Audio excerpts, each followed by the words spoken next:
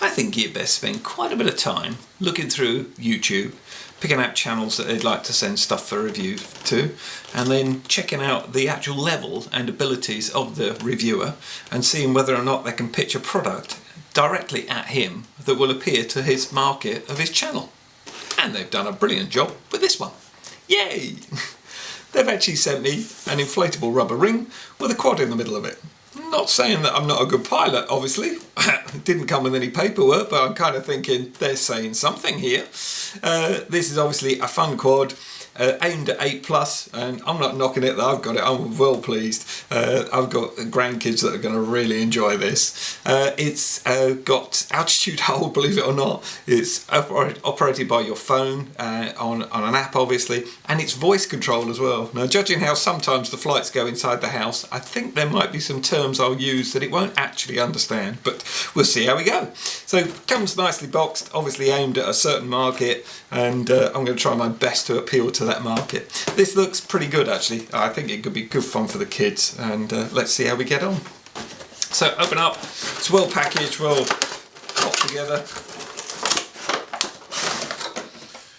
and really simply done, you know, in very bright colours. We've got the actual sort of inflatable rubber ring here. You get a spare set of props. You've got the actual quad itself built into here, and then it charges up. Just plug it into the micro USB on the back here, and plug this end into the USB either on your mains adapter or into a computer. So with the battery on charge, let's have a look through the instruction manual, and this is like a massive leaflet. It is superbly done. You've got big QR codes on it, got colour photographs throughout. The instructions and translations from Chinese to English are absolutely superb, and this has got to be one of the best explanations in graphics of how you actually fly a quad. This would work on any quad, absolutely superb. Even how to use VR glasses, etc. Really nicely done. I hope that battery's charged soon. I'm itching to have a go. Okay, got a miserable wet day in the Highlands today, as you can see by the wet table, and so this is going to brighten my day. Look at this little cheeky chappy. So, looking forward to flying this. In one way. In another way, I just might get laughed off YouTube, but never mind. Let's see how we go, shall we? I'm going to turn on the quad first of all, and I will pop a little insert up here somewhere or other for you, just to show how the LEDs work, because you really can't see them outside. It's really so dark. They're so dull, sorry, but there is some LEDs going on the quad, so it'd be brilliant for indoors anyway. Turn the quad on and then go onto your Wi-Fi settings on your phone.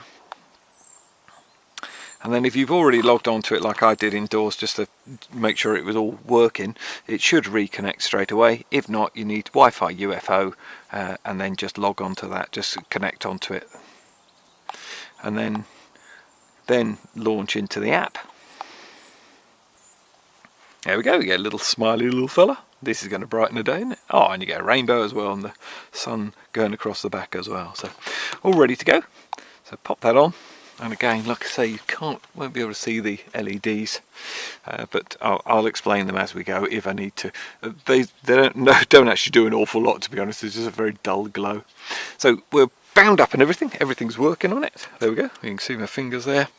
And on this one, you actually can tilt the camera down as well. So it's actually, you can be pointing down. So if you want to do a selfie, you'd bang it right up there, sort of thing, and be looking down. So quite good, or you can just have it level. I think I'll leave it level for this first flight and just see how we get on, to be honest. To actually operate it, you need to turn on the control, so you need to turn this one on here, and now the LEDs will have changed, and we're now literally bound, ready to go. We've got an auto takeoff and an auto land there, and it's got 3 different rates as well. So, and the rates are very slow, so it's got altitude hold, which is actually pulsing up and down for a second. There is a slight breeze in the garden, and that has got a massive rubber ring on it for such a small thing, so it's probably not going to do too well. If I let go there, the breeze will catch it and off it will go. It's designed for an indoor flyer. I just thought it would brighten up a very dull day here, sort of thing. So the altitude hold does hover around a bit, and it tends to ascend very slightly, and I have no idea why, but you can see it's not too bad. Our controls are forward here, and then backwards, and then right, and then left. And then if you want it to turn, you simply just turn that way. And then you could turn the other way as well, so you're left and right. And then if you want it to go up, you go up with that one, that's your throttle, and down with that one. If you let go of the throttle or let go of the controls, it would normally sit in one position. It's not going to because of the slight breeze, like I say. And to prove it's a breeze, if I turn it round, it's still going to go that way. There we go. So it's definitely the breeze catching it, not trim. So that's in low rates, or 30%. That pops it up into 60%, and that one's 100%, and even that's still struggling to get this breeze, and there is no breeze at all, I can assure you. And it's a really safe little flyer. I mean, this is just not going to hurt at all. As you can see, you can just pop it around. It's designed to come up on the ceiling or anything. Just mind little one's fingers in there, obviously. You can get into the props just there, so it wouldn't be good, but basically it's sort of geared for anything really. We can send it on a path, so we've got an option of sort of sending it on a mission if you like. We use this one here, and then we just send it off and it will go, as you can see, sort of all around this path here where we sort of sent it to. That's actually better than a lot of the other ones I've used. Isn't that infuriating? So just literally do a tigger round around there. And depending on what rate you're in, so 30%, 60% or 100% will depend how far it will go. Whoa, that's actually quite cool. I'm not sure I'll be trading in the Typhoon H, but it's still pretty good. And here we go, bang, whoa, injury, and it's still fine. That's good. Come back out of that. You've actually got voice control as well. Hopefully my voice will work with it. There we go. Forward, forward. There we go, it's going forward. Land in. There we go, when it comes into land. You can take off with it as well. It is it's a bit weird because you say one control at a time sort of thing. So launch. There we go. Forward.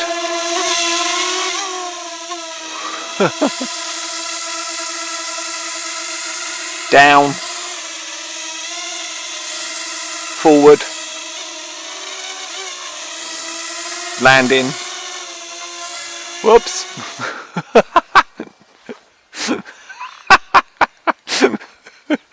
What I should have done in hindsight was press this button here, then take the controls over again, but never mind.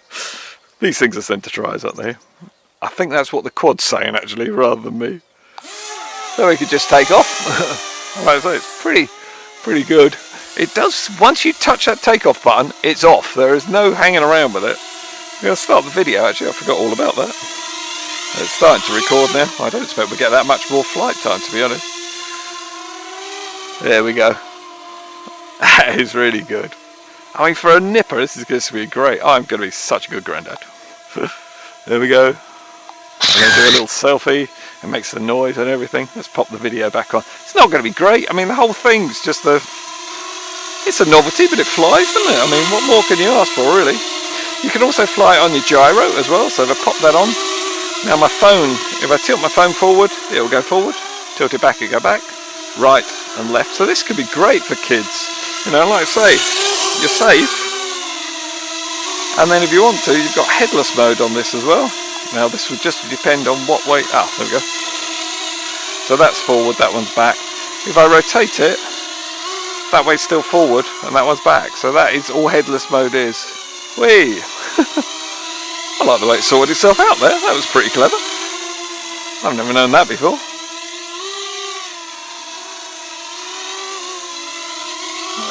I don't know why on earth it did that.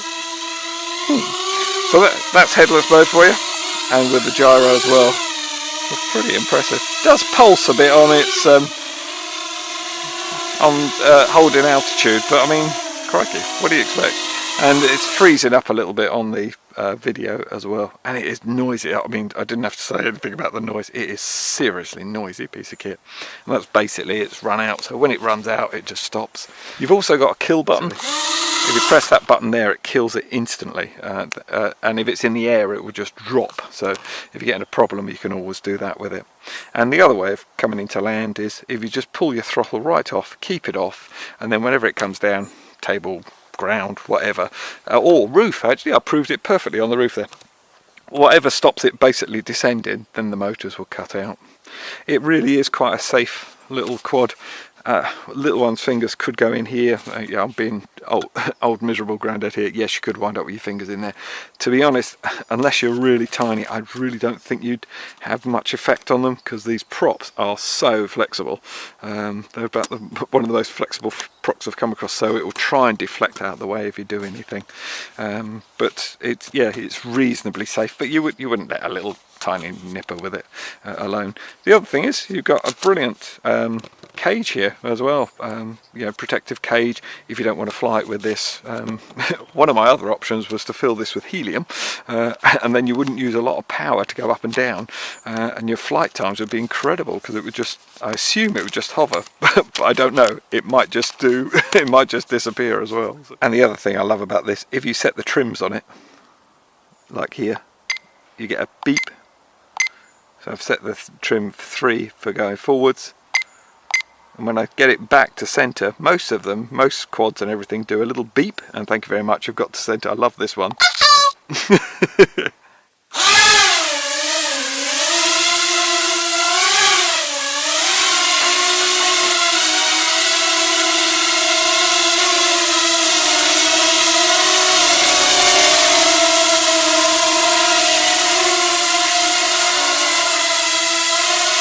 Much easier to fly indoors, because any amount of breeze outside is going to get it. Going to pop the rates up. Oh yeah, so much easier indoors, and so loud.